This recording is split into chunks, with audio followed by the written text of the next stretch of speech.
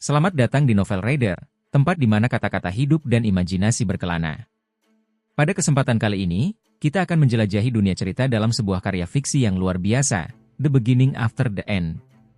Sebuah novel fiksi yang penuh makna, menyentuh hati, dan menghadirkan pengalaman yang mendalam melalui setiap lembarnya. Bersiaplah untuk tenggelam dalam alur yang penuh warna, karakter-karakter yang memikat, dan perjalanan emosi yang tak terlupakan. Mari kita mulai perjalanan kita hari ini. Bab 414, Sekolah dalam Sesi. Eleanor Lewin. Ini akan jauh lebih mudah jika kita terbang saja, kata Micha menggerutu sambil menyeka gumpalan lumpur kehijauan kehitaman dari wajahnya, sisa dari serangan binatang buas lain yang telah menyerang kita. Kau tidak bisa begitu saja melewati kerasnya relik Toms, kata Lyra, terdengar persis seperti seorang guru sekolah. Intinya adalah naik melalui mereka, mengalahkan tantangan mereka, bukan menghindarinya. Jika tidak, Anda tidak mendapatkan apa-apa. Selain itu, penerbangan itu intensif, dan kamu harus belajar menghemat kekuatanmu. Oh, maaf, ejek Micha. Saya tidak menyadari ini adalah perjalanan sehari ke sekolah yang aneh. Sesuatu jatuh ke kotoran di sebelah kanan kami, dan kepalaku bergerak gugup ke arahnya. Cahaya di zona itu tersebar dan berkabut, sehingga jarak pandang menjadi aneh. Kabut hijau menyembunyikan dinding dan langit-langit yang jauh, menimbulkan kesan bahwa tempat itu berlangsung selamanya. Kabut itu juga menelan suara, membuatku sulit menentukan apakah suara itu berasal tepat di samping kami atau dari tengah zona. Baunya pun sangat tidak sedap. Seperti telur busuk yang direbus berlapis-lapis di atas kotoran berjamur dan bangkai hewan yang membusuk. Ini mungkin pertama kalinya aku tidak menghargai indera yang ditingkatkan, pria besar, gumamku sambil menepuk punggung Bo. Ia membalas dengan gemuruh setuju. Ikatan saya dengan Bo membuat saya menjadi pengintai yang handal, jadi saya duduk di atasnya dan mengamati tanda-tanda ledakan geser atau lintah teror, nama yang saya ciptakan sendiri, yang menyerang dari bawah kolam asam, sambil juga memindai cakrawala untuk mencari jalan keluar. Aku tidak perlu menghemat mana jika Arthur yang menunjukkan jalan melalui tempat ini kepada kita, lanjut Micha, sementara buku-buku jarinya berderit di gagang palunya. Anggap saja sebagai ujian pertamamu, jawab Arthur tanpa humor. Melihat kilau redup melalui kegelapan, saya menunjukkannya kepada yang lain. Kurasa benda berkilau di sana itu mungkin sebuah portal. Micha melayang dari tanah dan menyipitkan mata ke arahnya. Micha tidak, aku tidak melihat apa-apa. Regis terkekeh geli. Maka itu berarti kita membuat pilihan yang tepat dengan menjadikan Eagle Eyes di sini sebagai pramuka kita. Oh, Lyra. Aku meledak, melihat bola lendir merah mengalir ke bagian belakang sepatu botnya. Kepalanya tersentak, dan dengan cepat ia mengikuti garis mataku yang terbelalak ke arah siput darah. Tangannya menyabet ke bawah dan bilah angin mengiris benda itu darinya. Dengan injakan yang tajam, ia menghancurkannya. Lingkaran darah menyembur di sekitar kakinya bagai halau berdarah. Kalian semua terganggu, kata Arthur. Lengannya disilangkan dan satu alis terangkat menghakimi. Fokus. Lyra mengangguk dalam-dalam, hampir seperti busur yang tegang. Tentu saja, Bupati Lewin. Anda benar. Selama pendakian, salah satu anggota tim harus selalu diberi otoritas kepemimpinan, bahkan di antara kelompok yang baru dibentuk. Saya akan menyarankan. Micha mendengus untuk ke-100 kalinya dan berputar ke arah Lyra, namun sebelum ia sempat bicara, sebuah tentakel besar tersentak dari genangan asam yang melayang di atasnya. Aku tersentak dan meraba-raba dengan busurku saat tentakel itu melilit kakinya. Oh, sial, lepaskan aku, bentaknya, mengayunkan palu sihirnya ke embel-embel berlendir. Alih-alih meledak, tentakel itu tampak meregang, menyerap dampaknya. Saat diregangkan, ia seperti meleleh, terlepas menjadi untaian lengket yang sangat jelas menentang hukum alam, lalu memadat lagi menjadi lingkaran yang menjebaknya sambil tetap memegang Micha.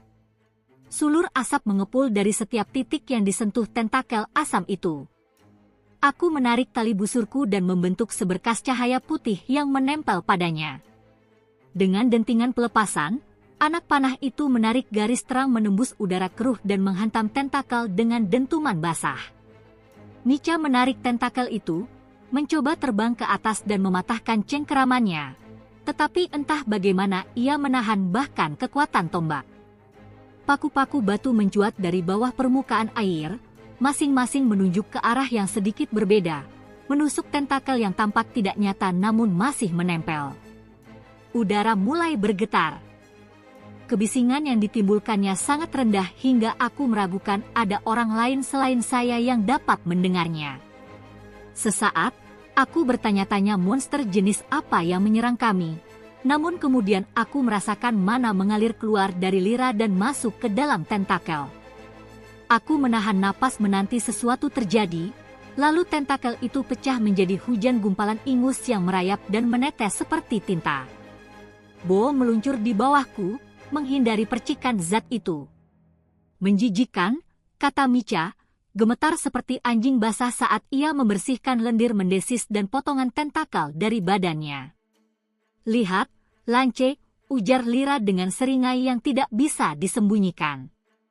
Semuanya bermuara pada pengetahuan dan kemampuanmu untuk bertindak berdasarkan pengetahuan itu tanpa panik. Aku bisa menyelamatkanmu karena... Aku tidak panik, teriak Micha dengan cepat, dan kamu tidak menyelamatkanku. Aku melompat begitu keras hampir membuatku jatuh dari punggung Bo ketika kilatan cahaya ungu tiba-tiba memenuhi zona, disertai raungan seperti api unggun. Aku memalingkan muka, namun tidak cukup cepat, dan tiba-tiba aku mendapati diriku berkedip-kedip saat air mata mengalir di mata yang perih. Bo menggerutu, mundur dari cahaya dan menabrak Regis, yang berjalan tepat di belakang dan di samping kami. Sosok serigala bayangan besar terlempar ke samping, meluncur ke tepi bibir tanah yang terangkat yang telah kami ikuti, sehingga cakarnya mengenai gub terbakar yang memenuhi kolam. Aku menoleh ke belakang untuk melihat lusinan tentakel meledak yang menggeliat larut kembali ke kolam asam, terlempar oleh ledakan eterik dari Lyra.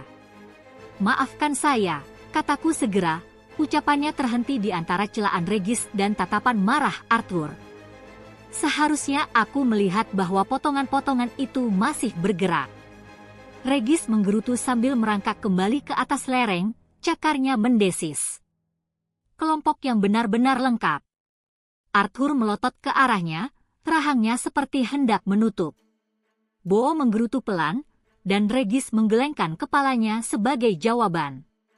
Saya tahu. Micha sudah mendarat kembali ke tanah, ia dan Lyra menatap Arthur dengan canggung. Untuk beberapa alasan, Ellie merasa bersalah meskipun ia telah melaksanakan tugas yang diberikan padanya, kata Arthur tajam. Ia menyisir rambut pirangnya dengan jarinya dan menghela napas. Lyra, kamu pernah berada di Relic Tomb sebelumnya, tapi tidak pernah bersamaku. Dan Micha, kamu sudah terbiasa dengan Beast Glades, di mana tidak banyak hal yang tidak bisa kamu tangani. Tempat ini berbeda. Kekuatan monster tumbuh seiring penghuni di dalamnya, dan seluruh tempat ini telah beradaptasi dengan keberadaanku. Anda tidak bisa hanya mengandalkan kekerasan untuk mengatasi setiap pertemuan. Anda harus strategis, bertarung dengan cerdas. Relic Tomb dirancang untuk menguji kalian, atau membunuh kalian. Micha mengangkat dagunya dan menatap mataku tanpa berkedip. Aku tidak takut pada apapun yang bisa dilemparkan tempat ini kepadaku. Lyra mendengus, namun segera terdiam oleh tatapan peringatan dari kakakku. Tapi itu bagian dari masalahnya. Anda tidak tahu apa yang bisa dilakukan tempat ini, dan aku ingin kalian mengerti mengapa kalian ada di sini. Ellie bepergian bersamaku agar bisa melatih kemampuan barunya, dan Lyra harus tetap dekat denganku karena aku tidak percaya meninggalkan orang sekuat dia sendirian di luar sana, ucapnya lirih, jadi aku ingin kamu mengawasi mereka berdua. Alis Micha naik begitu tinggi hingga menghilang di garis rambutnya, dan mulutnya ternganga. Tampak jarang bagi kurcaci Lanci untuk kehabisan kata, namun aku terlalu tegang untuk menyimak selera humornya saat itu. Saat Arthur berbicara, aku melihat siput darah lain mulai merangkak ke belakang kaki Micha. Micha? Kau punya? Ia meraih benjolan merah yang berdenyut di tangannya, mengertakkan gigi, dan meremasnya. Bubur merah itu mengalir di antara jarinya, lalu ia melemparkannya ke kolam asam terdekat dengan cipratan deras. Baiklah, mari kita bergerak lagi, kata Arthur sambil memberi isyarat kepada Micha dan Lyra untuk memimpin. Bersama-sama, mereka mulai berjalan ke arah yang telah aku tunjukkan. Arthur segera menyala dengan cahaya ungu redup, rambut pirangnya terombang-ambing. Aku memperhatikannya dengan rasa ingin tahu. Meskipun aku telah melihatnya beberapa kali, sosoknya tetap agak menakutkan. Arthur kelihatan berbeda dari sebelumnya, ia menghilang sejenak, dan rune aneh menonjolkan sisi aliennya. Dengan Realm Heart aktif, kepalanya bergeser dari satu sisi ke sisi lain dan ke atas bawah, mengamati sekeliling. Saat kami melewati kolam, ada sesuatu yang membuatku gelisah. Panah yang kutembakkan ke tentakel yang memegang Micha mengambang di atas permukaan asam. Bo, menyadari perhatianku yang beralih, berhenti dan menggerutu. Ada apa? Tanya Regis, menatap tajam ke kolam, seolah mengharapkan makhluk mengerikan lain melompat mendekat. Tidak apa-apa, hanya saja, secara mental aku meraih panah itu. Aku bisa merasakannya, mana yang masih dipadatkan oleh mantranya. Tanda kebesaranku tergelitik, dan aku menyadari panah itu masih terikat padaku. Aku sengaja melepaskan sambungan itu, dan panah menghilang, mana menyebar. Itu aneh. Bo merengek, memberi isyarat bahwa yang lain telah bergerak lebih dulu. Ayo, kejar, kataku, namun pikiranku tetap terpaku pada panah itu. Aku selalu memiliki bakat untuk membentuk mana murni tanpa elemen menjadi wujud di luar tubuhku. Walaupun aku tidak sering melakukannya, latihan bersama Arthur sangat membantuku memperluas jangkauan dan kekuatan panah. Helen pun telah mengajarku cara menembakkan panah mana yang membentuk perisai pelindung di sekitar target tanpa melukai mereka. Namun, semua kemampuan itu menuntutku untuk fokus dan terus menyalurkan mana, jika tidak, efeknya akan hilang. Mengulurkan tanganku, aku membayangkan sebuah bola. Saat mana mengalir dari intiku ke telapak tanganku, bola pun muncul, terbentuk dari mana putih yang bersinar. Aku melempar bola itu ke samping, bola tersebut terombang-ambing sesaat, lalu tersapu oleh aliran tentakel yang merayap di permukaan asam. Jangan ganggu kolamnya, kata Arthur dari belakang, suaranya bergetar karena energi yang disalurkan oleh Realm Heart. Maaf, kataku segera sambil menggigit bibir. Di tangan, aku membentuk bola lain, mengalihkan fokusku dari yang pertama namun tetap berhati-hati agar tidak memutuskan sambungan bawaan regalia yang kumiliki. Walaupun fokus utamaku pada bola di tangan, aku masih bisa merasakan bola lain mengambang di asam. Di suatu tempat di depan, Lyra berteriak, dan Micha menghajar lintah teror dengan palu besarnya. Kuputar badan, melihat bola lain dengan lebih baik, yang kini berada sekitar 50 kaki di belakangku. Walaupun jejak mana hampir tidak tampak, bentuknya seolah tidak terpengaruh oleh berkurangnya fokusku. Penasaran, aku mencoba memanipulasi struktur fisik bola tersebut.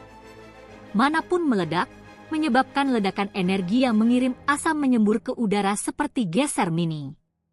Aku berputar, pandanganku melompat dengan perasaan bersalah ke arah Arthur, namun ia menepis suara itu dengan melirik sekilas, seolah mengira itu adalah salah satu geser alami yang terus meledak. Itu sangat menakjubkan, ujar Regis sambil berjalan dengan susah payah di sebelah Bo ketika jalan melebar sejenak. Kau menggunakan bentuk mantramu, kan? Oh, ya, jawabku dengan canggung. Aku tidak begitu yakin apa yang kulakukan atau apa yang sebenarnya terjadi. Bau telur busuk semakin menyengat, menarik perhatianku ke arah gelembung-gelembung kecil yang terbentuk di permukaan kolam di sebelah kami. Di sebelah kiri kita. Tiba-tiba, dinding tanah tumbuh, melengkung di atas kami seperti setengah lingkaran, disertai semburan air berlumpur di sisi lain. Terima kasih, sahut Micha. Kita harus coba lagi, saran Regis setelah kebisingan reda. Aku berpikir sejenak, lalu mulai membentuk mana. Saat sudah siap, aku melemparkannya ke jalur di belakang kami, sembari terus memfokuskan pemanipulasian bentuknya agar bergerak bersamaan dengan kami. Gumpalan kecil dengan 4 kaki berlari kaku di belakang Bo dan Regis, bersinar putih dalam cahaya redup. Aku berbalik, ternyata sosok yang kutuju tak terlihat, sehingga aku menyisir sekeliling. Setelah menemukannya, aku menarik busur, membentuk anak panah, lalu melepaskannya. Sinar putih mana menghantam siput darah yang berjongkok di tepi jalan, siap mengunci benda itu agar mendekat. Tembakan bagus, puji Lira sambil menendang sisa-sisa benda itu ke samping. Melirik ke belakang dengan cepat, aku melihat gumpalan berkaki 4 itu berhenti bergerak. Meski masih terlihat, ia beku dengan kaki gemetarnya terangkat seolah hendak melangkah, namun tidak lagi mengikuti kami. Aku mencoba menggerakkannya kembali, namun seperti bola yang tercampakkan ke kolam, ia meledak, menciptakan nova mana yang menyebar beberapa kaki sebelum menghilang. Mana mempertahankan bentuknya setelah fokusku terlepas, tapi sepertinya aku tidak bisa menyambungkannya kembali. Saat aku mencoba mengubah bentuknya lagi, ia runtuh, kataku kepada Regis, senang akhirnya ada tempat untuk menampung ideku. Runtuh atau meledak, balas Regis sambil menyeringai.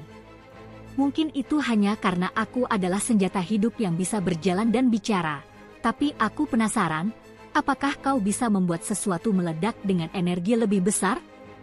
Mungkin jika kau memadatkan mana dalam jumlah yang lebih besar ke dalam bentuk tertentu, atau membiarkannya meledak sesuai maksudmu. Aku terkikik mendengar semangatnya, namun terdiam saat Arthur memiringkan kepalanya, mendengarkan dengan serius. Apakah ini waktu yang tepat untuk bermain-main dengan kekuatan kita? Pikiranku berbisik. Bagaimana jika aku menciptakan lebih banyak monster? Atau, seperti yang dikatakan Lira, jika terjadi yang tidak beres dan aku bereaksi terlalu cepat? Saat aku mempertimbangkan hal itu, aku melihat cahaya keemasan yang terpancar dari punggung Arthur semakin menyala. Apa yang sedang dilakukannya? Tanyaku keras, terutama kepada diriku sendiri. Bermeditasi, jawab Regis. Ia fokus pada Dicathen, dan akhir-akhir ini tidak banyak berusaha meningkatkan dirinya. Ini bukan hanya kesempatan bagimu atau kurcaci gila untuk berlatih. Ini pula miliknya. Aku mengatur rahang. Itu masuk akal. Dan meskipun saudaraku yang tak terkalahkan dan pernah dikenal sebagai pembunuh dewa melakukan segala upaya untuk berlatih dan menjadi lebih kuat, aku pun harus melakukannya. Aku tidak terlalu khawatir tentang bentuk fisikku. Aku hanya membentuk mana menjadi semacam cakram kasar, datar, dan sangat padat. Saat aku puas, aku melemparkan piringan itu ke belakang. Ia mendarat di tanah keras dengan bunyi gedebuk pelan. Dalam benakku, aku melepaskan fokus pada mana, namun membiarkan sambungan dengan tanda kebesaranku tetap utuh. Kali ini, aku menunggu sampai jarak kami hampir 100 kaki dari objek itu. Ada sensasi sakit tumpul yang datang dari mantra ketika aku mendekati jangkauan terluar sambungan tersebut. Rasanya mengasyikkan untuk diketahui. Alih-alih hanya mencoba mengubah bentuk mana, aku secara khusus mencoba memaksakannya keluar, menggambarkannya sebagai ledakan dahsyat. Ledakan besar mengguncang tanah dan merobek bibir tanah padat yang terangkat, membuatnya runtuh ke dalam kolam asam di kedua sisinya. 3 geser meledak satu demi satu, dipicu oleh ledakan itu, dan beberapa lintah teror serta tentakel besar pun tersapu asam menuju reruntuhan. Tunggu, apa itu? Tanya Micha, terbang mendekati kami dan melayang di antara aku dan lokasi ledakan. Maaf, aku mencicit, jantung berdegup kencang. Aku tidak menyangka akan seperti itu, jadi, dengan panik, aku menunjuk ke arah Regis. Itu idenya. Serigala bayangan menggeram gembira, seolah tertawa maniak. Ya, memang begitu. Arthur mendekat di sampingku, satu tangan bertumpu pada bowl. Ia menghentikan aliran rune, sehingga cahaya aneh yang mengelilinginya pun menghilang. Kau melakukannya? Tanyanya, menelusuri jalan setapak yang runtuh dengan mata emasnya yang tajam. Bagaimana? Dalam keadaan sedikit terbata-bata, aku menjelaskan apa yang kulihat pada anak panah dan penemuan yang muncul dari pengamatan itu. Saat aku berbicara, Arthur mengaktifkan Realm Heart kembali. Buat sesuatu, sarannya sambil memperhatikanku dengan seksama. Aku segera membentuk bola lain, namun berhenti sebelum melanjutkan apapun dengannya. Memandang ke samping, aku mendengarkan. Apakah ada orang lain yang merasakannya? Tiba-tiba, tanah di sekitar jejak manaku tercabik-cabik, bergolak seolah dikepung oleh hiu pasir Darvis. Segenggam lintah teror yang masih berkeliaran di sekitar tempat itu menghilang ke dalam tanah. Tubuh mereka hancur ditelan sesuatu yang belum dapat kulihat. Lyra bergegas ke sisi Micha, di antara aku dan kebisingan tersebut. Regis mulai maju bersama mereka, namun berhenti, menatap Arthur dengan tatapan mempertanyakan, lalu mengangkat bahu tanpa daya. Saat tanah runtuh, sesuatu mulai muncul ke permukaan dari bawahnya. Suatu makhluk seperti cacing naik dan naik, sungai asam berlumpur mengalir di sepanjang karapas merahnya yang bersinar. Tingginya setara dengan pohon Elshiris sebelum berhenti tumbuh, dan aku pun bertanya-tanya berapa banyak lagi yang tersembunyi di bawah tanah. Makhluk itu tidak memiliki kepala, hanya lubang besar untuk mulut yang dipenuhi deretan gigi segitiga berputar seperti salah satu ciptaan gila Master Gideon. Bahkan Micha terdiam, tak mampu berkata-kata saat kami semua menatap monster raksasa itu. Rahangnya menganga membungkuk ke arah kami, mengeluarkan raungan keras sehingga aku harus menutup telingaku dengan tangan. 3 tentakel meluncur keluar dari mulut itu, masing-masing dilapisi lusinan rahang kecil berisi gigi, persis seperti lintah teror. Tentakel-tentakel itu bergoyang, mengeluarkan suara mendesis. Kita harus bekerja sama, kata Arthur. Ellie, kau tetap di belakang. Regis akan berada di sisimu. Kalau begitu, ayo kita selesaikan, kata Micha. Sambil memiringkan lengannya, ia melemparkan palunya dengan kecepatan luar biasa. Palu itu mengenai salah satu tentakel lintah dan meledak serta berputar di udara sebelum kembali ke tangannya. Mungkin ini tidak akan terlalu sulit setelah semuanya. Saat ucapan Micha terhenti, tentakel yang terputus, apakah itu lidah? Atau mungkin kepala, mulai tumbuh kembali, tunggulnya terbagi menjadi 2 di pangkal dan membentuk wujud berkepala tentakel lintah kembar. Oh, hebat! Gumam Micha. Bersamaan dengan itu, keempat kepala itu mendongak dan menyemburkan lendir asam hijau rawa dari semua mulut mereka. Garis hitam bergerigi menyambar udara dengan suara seperti paku menembus kaca, melindungi kami dari serangan itu. Dimanapun asam menyentuh garis itu, suara desisan terdengar dan zat terpisah menjadi komponen dasarnya, uap naik, dan air jernih jatuh akibat ketidakstabilan mana. Namun, semua kebisingan itu juga menarik hal-hal lain. Lebih banyak lintah teror dan siput darah berenang melalui genangan asam menuju kami, datang dari segala arah. Dengan teriakan perang, Micha melemparkan dirinya ke udara secepat baut balista. Ia berputar di udara, palunya membesar dengan mana saat ia meningkatkan tarikan gravitasi, hingga bertabrakan dengan 2 kepala lintah yang baru tumbuh. Kepala-kepala itu hancur bagai karung berisi mentega yang setengah meleleh, menyemprotkan asam ke segala arah, termasuk ke arah Micha sendiri. Ia tersentak kesakitan namun tidak berhenti, mengarahkan palunya dan mengayunkan salah satu dari kepala yang tersisa. Namun, kepala itu menjauh dari pukulannya sementara yang lainnya berputar di belakang. Dari sudut mataku, aku melihat garis hitam membelah kepala yang menyerang sehingga terkelupas, jatuh dengan aneh. Aku lalu mengarahkan panahku ke salah satu lintah teror yang mendekat. Menunggu hingga keluar dari asam kental, aku membidiknya dan melepaskan tembakan. Anak panah itu masuk ke dalam daging elastis lintah dan menghilang, namun lintah itu terus menyerang. Bung, seru Regis, dengan kilatan mata mengerikan. Mengikuti maksudnya, aku memusatkan sambungan mana yang menghubungkan aku dengan panah dan mendorong keluar mana itu. Dalam lintah teror, panahku meledak dengan dentuman yang berat. Tubuh lintah itu mengembang dengan kekuatan, lalu runtuh seperti kantong air yang kempis, terhuyung dari satu ujung ke ujung lainnya selama beberapa detik sebelum berhenti mengambang di permukaan asam. Namun, yang kurasakan hanyalah ketakutan yang semakin mendalam ketika selusin lintah teror lainnya mengikuti dari belakang. Terlalu banyak.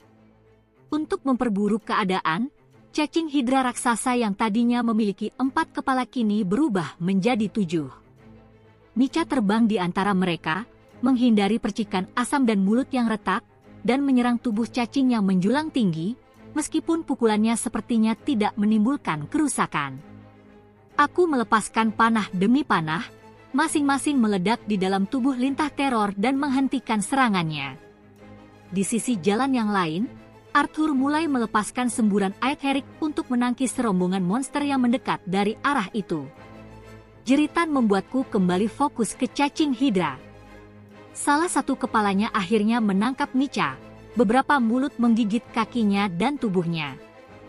Ketika ia menarik palunya ke belakang untuk menghantam, kepalanya terjerat oleh tentakel yang memeluknya erat. Lyra mengayunkan tangannya ke udara, namun satu kepala lain bergerak menghadang mantranya. Sebuah tebasan hitam memotong kepala tersebut seperti tentakel terbelah, 2 kepala kembali tumbuh menggantikan yang terputus. Jantungku berdegup kencang, dan kepanikan mulai menyelimuti pikiranku. Aku menarik tali busur, membentuk 2 anak panah, lalu menggunakan jari telunjuk untuk memberikan sudut tembakan yang berbeda. Aku berusaha mempertahankan kedua panah secara terpisah dan mengambil bidikan. Sinar putih terang pun melesat tepat di antara kedua kepala baru itu. Satu panah terserap ke dalam mulut yang menggenggam Mica, sedangkan yang kedua meleset dari sasaran, menabrak daging tebal kepala kedua yang telah menjepit palu. Kedua panah meledak dalam gelombang kejut mana. Mica yang sedang menggigit salah satu kepala bergetar dan terlihat lemas, sementara panah kedua menghantam cukup keras sehingga membuat senjatanya terlepas. Tanpa membuang waktu, Mica melesat ke udara, diikuti oleh aliran lendir asam yang melengkung. Ia berputar dan melemparkan palu ke bawah. Dari jarak 100 kaki, aku merasakan tarikan gravitasi yang meningkat pada palunya, yang kemudian meluncur semakin kencang hingga menghilang dalam gumpalan kepala seperti tentakel yang menggeliat. Tanah berguncang saat palu Mica menghantam jauh di dalam tubuh cacing hidra. Makhluk itu meraung, deru ribuan kepalanya berdenting, namun seiring semakin banyaknya bagian tubuh yang terbuka di titik hancur cahaya Arthur, suara itu mereda menjadi ketukan aneh. Tak lama kemudian, beberapa meter dari genangan asam di sekitar dasar cacing hidra, Arthur menghilang dalam kilatan ungu, hanya untuk muncul kembali di tempat yang sama beberapa detik kemudian, diselimuti listrik. Darah hitam dan asam hijau menghujani bagian dalam cacing hidra yang menganga saat ia bergoyang maju mundur, lalu miring ke arah kami, sayap tubuhnya terbuka didorong oleh hembusan angin. Lyra melesat kembali melewati kami, dan Bo mengerang sambil berlari menyusuri jalan setapak, memperbesar jarak antara kami dan titik jatuh makhluk itu. Arthur dan Regis tidak bergerak. Saat mayat cacing hidra menghantam tanah dan asam meledak, menghancurkan jalan setapak yang kami ikuti. Sebuah kepala terpanjang jatuh tepat di kaki Arthur. Sesaat kemudian, aku kehilangan penglihatan ketika dinding debu dan uap kuning menyelimuti zona, mengeluarkan suara seperti dunia yang hancur. Aku memejamkan mata melawan semprotan asam dan debu yang menusuk kulitku, meskipun mana melindungi. Bo mengeluarkan erangan khawatir, dan aku meraba lehernya dengan cemas. Seiring embusan angin mengusir kabut kaustik, Arthur dan Regis mendekat dengan cacing hidra yang tergeletak di belakang mereka. Bau bangkai itu sungguh menyengat. Tak lama kemudian, aku merasakan Micha mendekat sebelum aku benar-benar melihatnya. Ia melayang keluar dari awan, tampak lelah, kulitnya melepuh oleh percikan asam dan sebagian armor robek, darah mengalir dari luka gigitan. Alih-alih mendarat, ia duduk di punggung Bo yang berada di belakangku, sambil membelakangi Arthur dan Regis. Micha menganggap tempat ini menjijikan, ujarnya pelan. Kamu perlu melatih rotasi mana MU, kata Arthur saat mencapai kami. Kau tidak menggunakannya sepanjang pertarungan tadi. Aku merasakan kepala Micha bersandar di pundakku. Ya, Profesor Lewin, gumamnya lelah. Kalian semua terganggu oleh apa yang ada di depan mata sehingga mengabaikan hal-hal yang tidak terlihat. Fluktuasi mana dari bagian utama tubuh, yang mayoritas masih tersembunyi di bawah tanah, yang terjadi setiap kali kalian memenggal kepala seharusnya memberi petunjuk kemana harus menyerang. Tatapan frustrasimu tertuju padaku, Ellie. Berada di lini belakang bukan berarti hanya berjuang dari belakang. Kau harus melihat gambaran yang lebih besar dan berkomunikasi dengan sekutu. Aku merasakan sengatan tegurannya, namun hanya mampu mengangguk tegas, tidak berdaya untuk berbicara. Sebenarnya, pada saat itu, Arthur bukanlah kakakku lagi. Di sini, di Relic Tombs, ikatan lama kami di Fildorial seolah menghilang.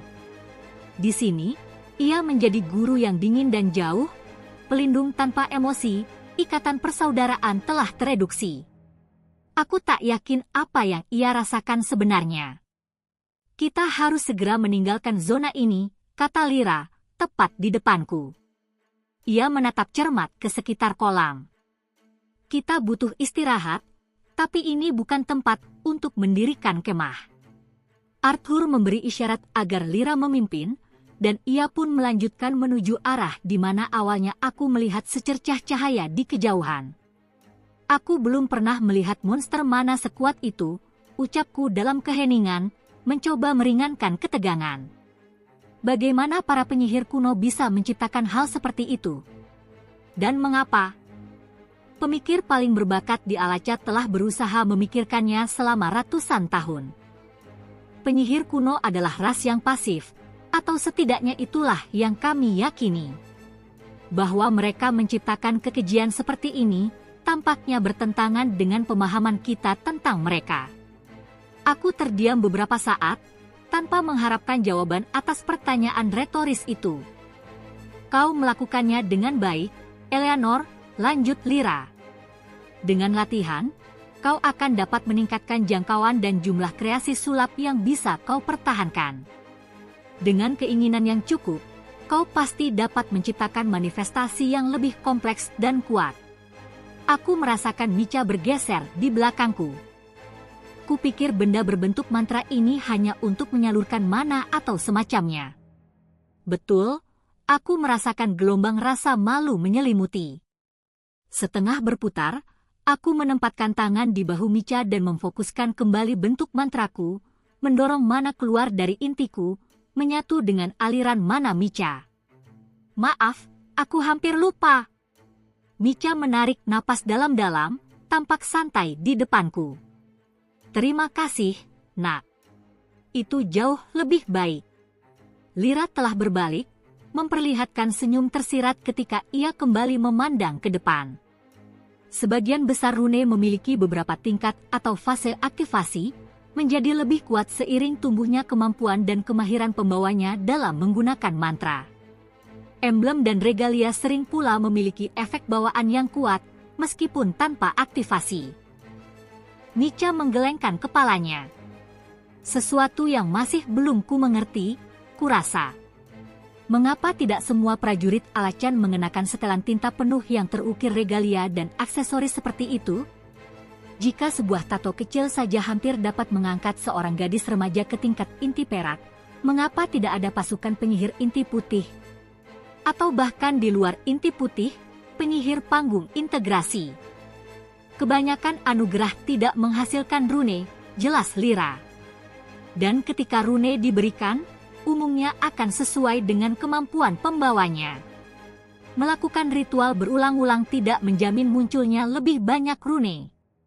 Dikatakan bahwa, pada hari-hari awal Alacha, penguasa mencoba memaksa rakyatnya menjalani pemberian paksa selama bertahun-tahun, mereka bahkan menato atau membakar tanda ke dalam daging dalam upaya untuk menciptakan kembali kekuatan penyihir kuno.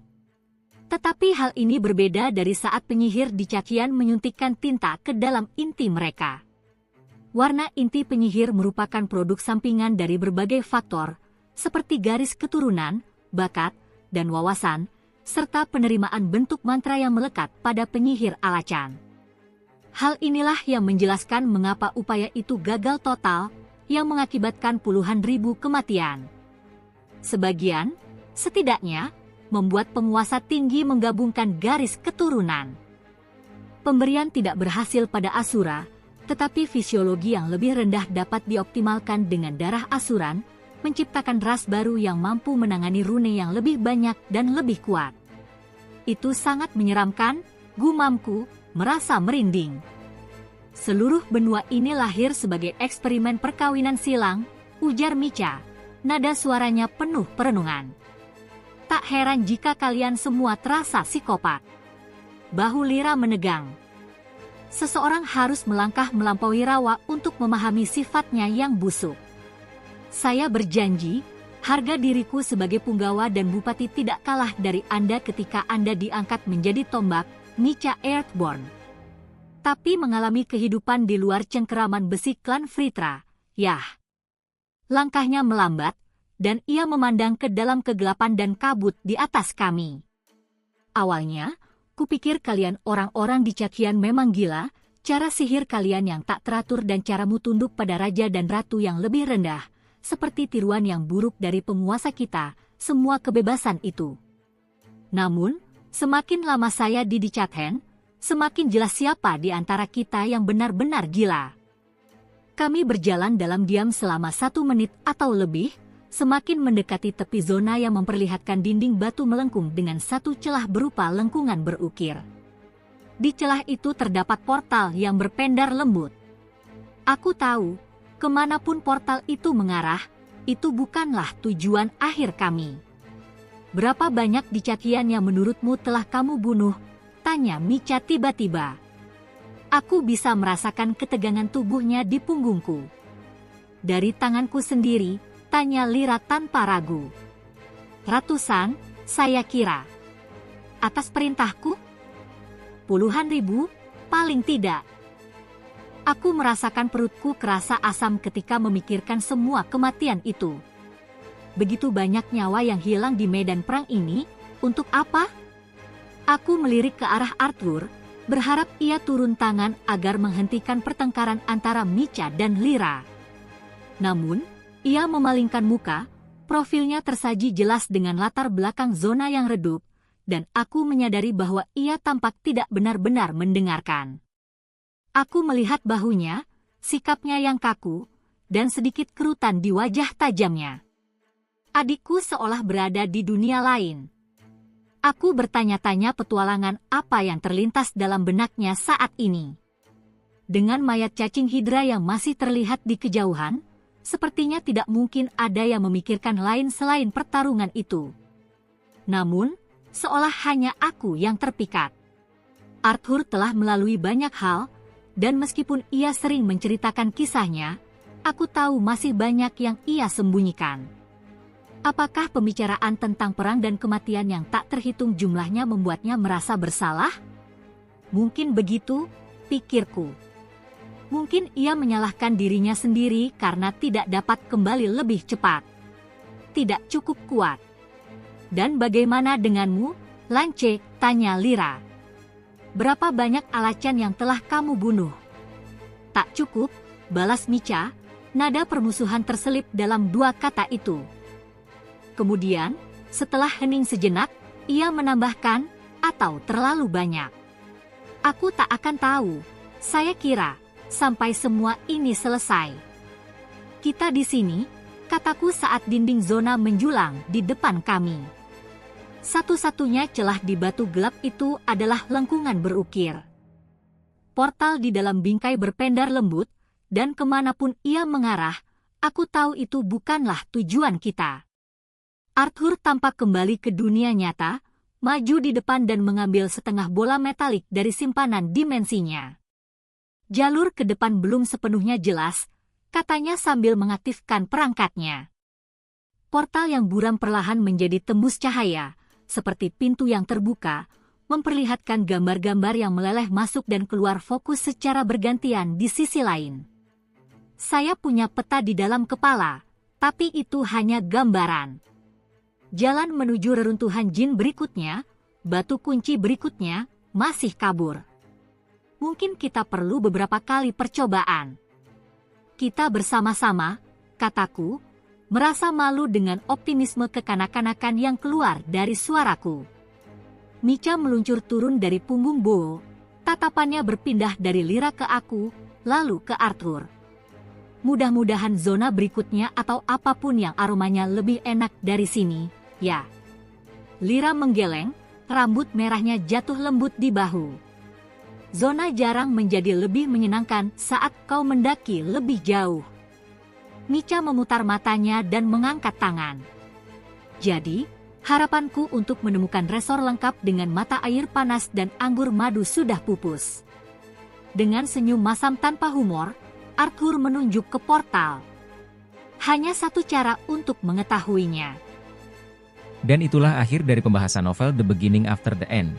Semoga kalian menikmati setiap kalimat dari alur cerita yang disampaikan. Jika kalian tertarik dengan kelanjutan cerita ini, jangan lupa untuk mengikuti channel ini dengan cara mensubscribe agar tidak ketinggalan setiap video pembahasan terbaru. Terima kasih sudah menyimak dan sampai jumpa di video-video selanjutnya di mana cerita menarik lainnya akan menemani kalian.